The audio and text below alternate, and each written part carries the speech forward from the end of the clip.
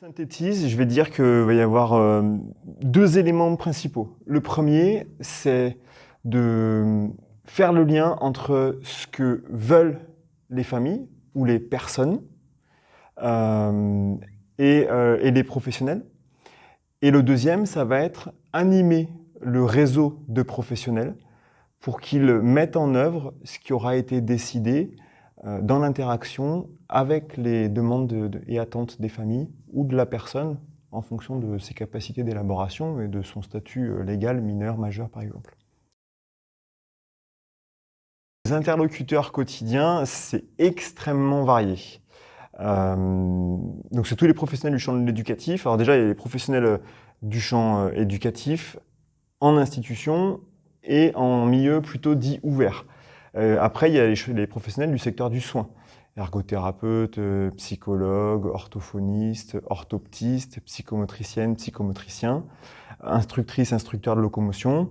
Ça va être des personnes que je vais aller solliciter en fonction de ce que vont me demander les familles.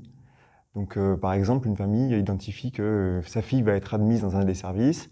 La famille souhaite que sa fille puisse travailler un peu les déplacements, elle est déficiente visuelle.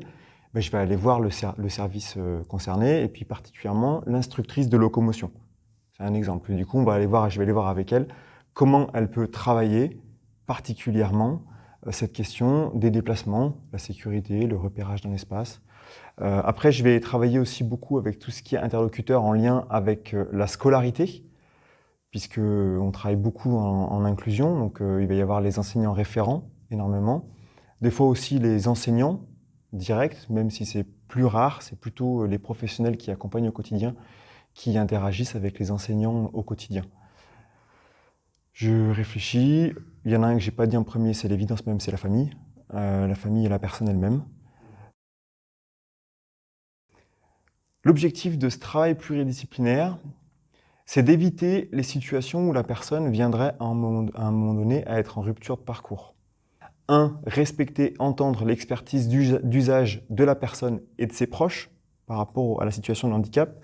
2. Organiser un travail régulier de croisement des regards entre l'ensemble des interlocuteurs, parce que ça permet de prévenir les difficultés, d'apporter une réponse, d'avoir une personne et des proches qui sont dans une situation, dans une posture active, et pas dans une posture où ils subissent l'évolution de la situation. Et du coup, c'est ça qui est le plus important, vraiment. Et au niveau des difficultés que je suis amené à rencontrer, la première, je dirais, c'est de pouvoir mobiliser les différents acteurs. Des fois, c'est compliqué aussi qu'une famille se saisisse de l'espace de proposition qui lui est ouvert. Ça peut paraître étonnant, mais des fois, de prime abord, il y a des familles, ça fait des années qu'elles ont l'habitude qu'on leur dise ce qu'elles doivent faire, comment elles doivent envisager l'avenir de leur enfant. Alors, je parle beaucoup d'enfants parce que moi j'interviens dans le secteur enfant, mais la même question se pose dans le secteur adulte avec les personnes elles-mêmes. Mais tu as des familles, ça fait très longtemps qu'elles se retrouvent dans une position où on leur dit quel est le champ des possibles. Quand d'un coup on arrive et on leur dit OK, comment vous imaginez l'avenir? Des fois, c'est pas très simple. Mais alors, par contre, souvent, elles y prennent goût. Ça, c'est chouette. Deuxième difficulté, donc c'est ce que je disais, mettre les professionnels autour de la table. Pas simple. Troisième difficulté, avoir un suivi dans le temps. C'est-à-dire qu'on a une culture, je crois, dans le secteur médico-social, qui est une espèce de culture du faire. Donc il faut faire. Puis quand l'année d'après, on se dit, OK, mais qu'est-ce qu'on a fait pendant un an et qu'est-ce que ça a donné comme objectif? Qu'est-ce que ça a donné, pardon, comme effet? Là, on se rend compte que, ah ouais, on avait dit qu'on ferait ça.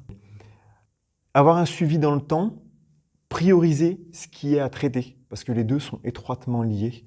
C'est en arrivant à bien prioriser quels sont les points à traiter qu'on va directement à l'essentiel et qu'on arrive à avoir un suivi derrière dans le temps. C'est vraiment extrêmement riche. Alors, ce qui est essentiel pour moi, c'est que pendant 3 ans, j'ai été éducateur spécialisé et j'ai vécu ma fonction d'éducateur spécialisé comme celle d'une personne qui accompagne un chemin, qui partage un moment de vie avec une personne. pour l'accompagner à aller jusqu'à là où elle souhaite aller. Mes 3 années en tant qu'EduxP, elles ont été très frustrantes parce que j'avais pas assez de temps pour construire ce chemin-là avec les personnes, avec les familles, pour les accompagner dans cette construction-là. Parce que c'est pas moi qui construis. Là, aujourd'hui, j'ai vraiment cette possibilité de pouvoir leur dire à un moment donné, OK, vous voulez ça, d'accord? Moi, de ma place, j'identifie 3-4 possibilités. Et je leur dis, OK, maintenant, je vous ai donné les billes qui me semblaient essentielles pour que vous puissiez décider. Dites-moi ce que vous voulez, et moi, je verrai la mise en œuvre derrière. Ça leur permet toujours de faire ce qui me paraît extrêmement important dans la logique de l'autodétermination, celle du choix éclairé. C'est vraiment cette idée de dire que le pouvoir, ces droits, cette citoyenneté, cet exercice de la citoyenneté, il appartient aux familles, il appartient à la personne en priorité. Et après, de là découle la possibilité de construire un dialogue avec les professionnels, puis avec ce dialogue, de mettre brique après brique un parcours de vie. Alors, un parcours de vie, c'est parfois un peu compliqué de l'avoir quand on a 3 ans, quand on a 6 ans, mais de le construire petit à petit. C'est ça que je trouve vraiment le plus enrichissant dans mon boulot, c'est vraiment cette partie, cet ancrage dans la citoyenneté, l'exercice du pouvoir d'agir en tant que citoyen, qui n'est pas forcément présent dans toutes les versions de la coordination de parcours. Et qui, moi, me tient beaucoup à cœur, et c'est le cas dans l'association départementale des PEP de Haute-Savoie. Et c'est là que j'y trouve vraiment l'intérêt de mon boulot au quotidien.